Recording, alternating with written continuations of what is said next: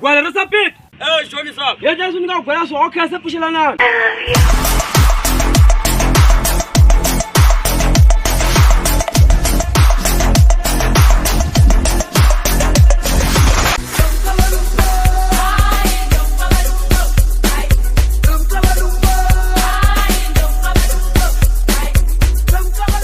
Joseph bai. Mana vela kushikomusho na mina bai. Yeah. Abeno kugana vela kuningafiti ndlebe bai. Masofatile basipasanga. Yo abantu bakhuluma ukuhleba bai. Lokho bakhuluma ukahle ngibo kuhleba ndlela bakuyangula we. Take back. Yeah man. Yeah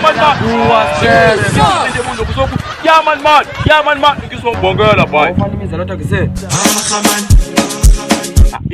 Imizalo ngoro sapita le. Angathi kahle imizalo ukukhuluma naye. Ngisero ukukhulumela enhla stereka. Lokho yaro sapita. Ukhulumela enhla stereka. Yaro sapita. Kuloko khulumela hansi. Ngenhla ngimina yomshebo bona. Ndivela dzikwenya swete yaro sapita na ngaka. Exactly. Ukhulumisalela. Futhi mina suka nemhlanga wethu angifonela katata. Mhlanga vethu.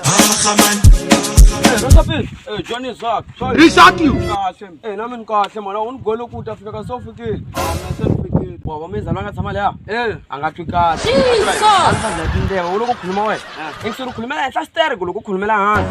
Ngenhla ngimina yomshebo bona. Sethi ngisero ukukhulumisa leso ayifama. Enzengolo. Ngiza sijonza ngathi sifethe indlebe shatakana show. Yashibela wayinwanyana leyo kumangi noshingenyenza mina.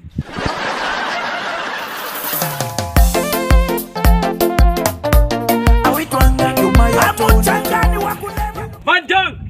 Joseph. Yenza sunika gwala re sa pit.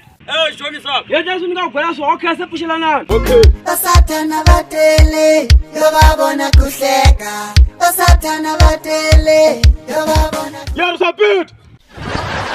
Ya Mandang. Yaro sapita. Manjani mapita la kamweni. Makala man. Kathi to uya se. Makala kai na mapita. Amara ndikumile dibarle. Satotikaniseba kabuni man. Bye Van Dan. Son kola ina Rosapita. Manu dentro mumu. Bila kola mumu Rosapita.